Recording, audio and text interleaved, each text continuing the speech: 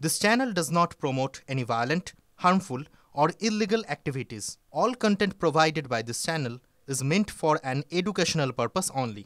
সিঁদুরে মেঘ দেখলেও গরু যেমন ভয় পায়, তেমনই অবস্থা হয়েছে সাধারণ মানুষের। আবার চেপে বসেছে ভাইরাস আতঙ্ক। ভয়ের কারণ সেই চীন। করোনা সংক্রমণের 5 বছর পর এখন চীনে ছড়াচ্ছে নতুন ভাইরাস, হিউম্যান মেটানিউমো ভাইরাস। করোনার হুবহু কপি এই ভাইরাসকে নিয়ে গোটা বিশ্ব আতঙ্কিত হলেও চীন অবশ্য আশ্বাস দিচ্ছে যে এই ভাইরাস নিয়ে আতঙ্কিত হওয়ার কিছু নেই। তবে সেখানকার বাস্তব চিত্র কিন্তু বলছে আবারও মিথ্যা বলছে চীন। হঠাৎ করেই চীনে বিক্রি বেড়েছে ওষুধের। কি সেই ওষুধ? সর্দি কাশি বা ইনফ্লুয়েঞ্জা চিকিৎসা করতে যে ওষুধগুলো ব্যবহার করা হয় তা হুহু করে বিকোচ্ছে।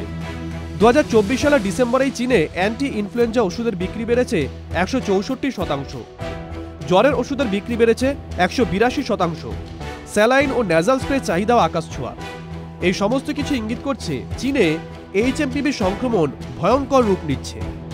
চীনের সরকার মুখে কুলু পাটলেও বিভিন্ন সোশ্যাল মাধ্যম থেকে জানা যাচ্ছে শহরে শহরে তোলপাড় চলছে।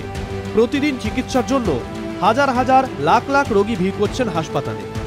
অধিকাংশ হাসপাতালে আর বেড ফাঁকা নেই। করিডোরে শুয়েই রোগীদের চিকিৎসার ব্যবস্থা করা হচ্ছে। অনেকে হাসপাতালের বাইরে রাত কাটাতে বাধ্য হচ্ছেন। বহু হাসপাতাল আবার রোগীদের তাড়িয়ে দিচ্ছে শুধুমাত্র পরিষেবা দেওয়া সম্ভব নয় বলে। শ্মশান ও কবরস্থানগুলোতেও ভিড় বাড়ছে শেষকৃত্যের জন্য। হুবহু এই প্যাটার্নটাই দেখা গেছিল করোনা সংক্রমণের সময়। 5 বছর পুরনো ভয়ের স্মৃতিকেই চাঙ্গা করছে এই দৃশ্যগুলো। তারপরও চীন লাগাতার বলছে আতঙ্কের কিছু নেই। একটি প্রতিবেদনে দাবি করা হয়েছে এই বছরের শুরু থেকে অর্থাৎ 2025 সালের গোড়া থেকেই চীনে শ্বাসকষ্টের রোগীর সংখ্যা খুব দ্রুত বাড়ছে।